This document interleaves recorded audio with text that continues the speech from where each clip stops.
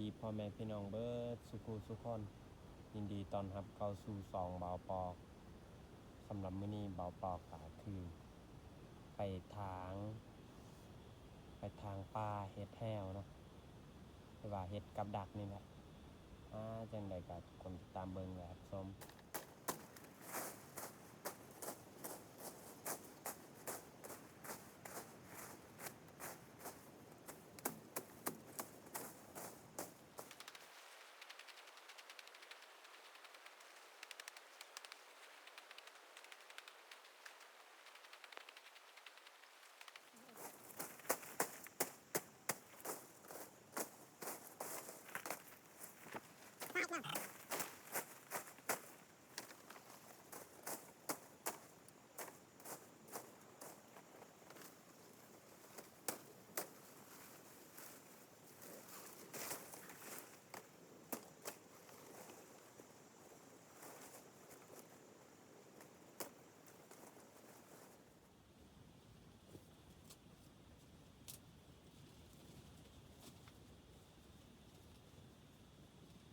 ทุกปีนี่ต้องได้เฮ็ดแถวถ้าว่าเฮาบ่เฮ็ดแถวเฮาอาจจะบ่ได้อาหารดี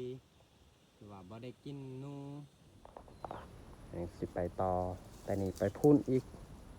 เพราะว่าเฮาสิเฮ็ดแถวก็คือสบายเวลาเฮาไปไห้ยามเลยไปทางนี้แล้วก็ยามเลยพอดีฮอดไทยเลย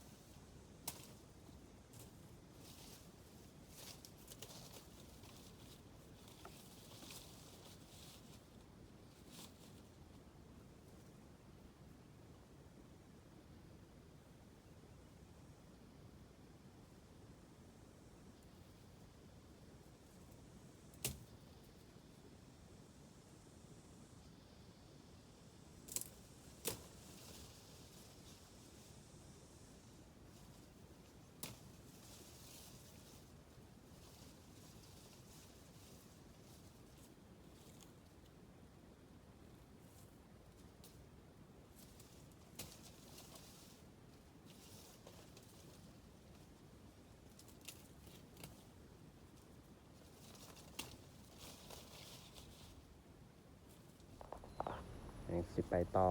แต่นี่ไปพุ่นอีกเพราะว่าเฮาสิเฮ็ดแถวก็คือสบายเวลาเฮาไปไห้ยามเลยไปทางนี้แล้วก็ยามเลยพอดีฮอดไทยเลย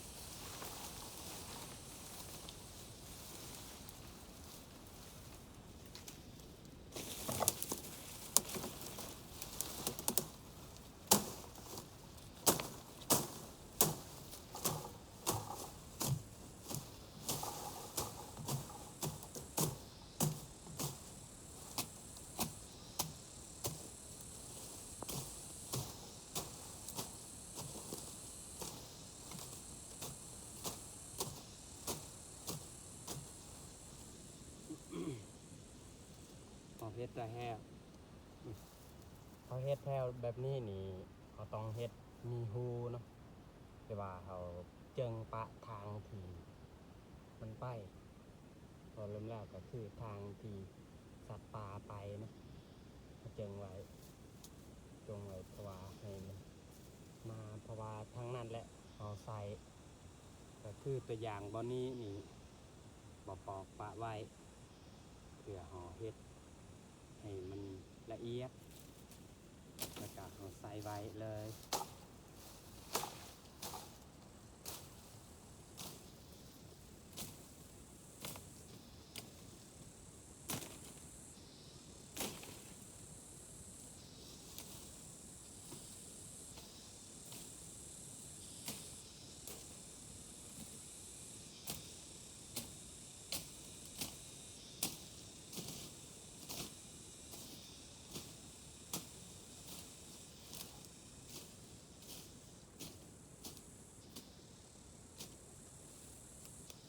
ใส่เวลาการเฮ็ดแถวอยู่ด้นเติบ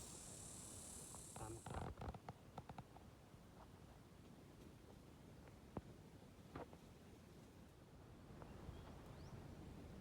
ทางยาวสุดเลย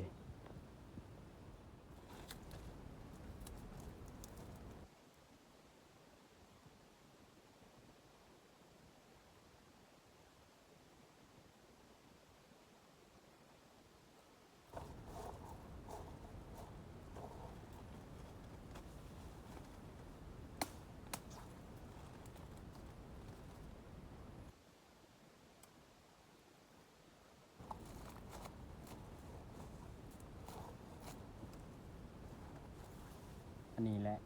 ที่ห่อใส่เนาะเพื่อเล็กกับบนนี้บนเขาใส่กับดักเขาใส่2 ท่อนแบบนี้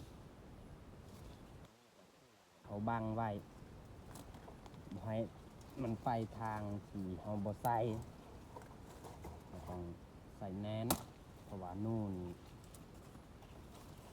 บางทีนี่เรามีมันมาทางนี้นี่นักลีดได้เพราะนั้นเราต้องติดทางของมัน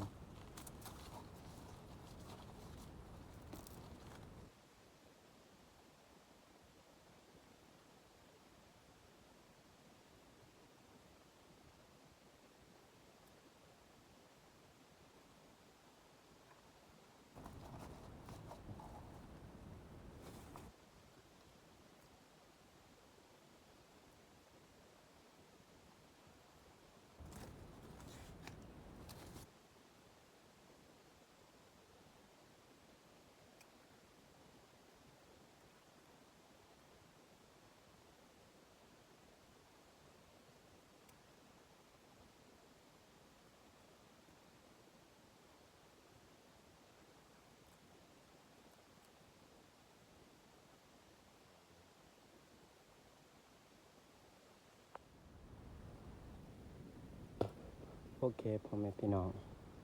เฮาทางกะพอแค่นี้ก่อน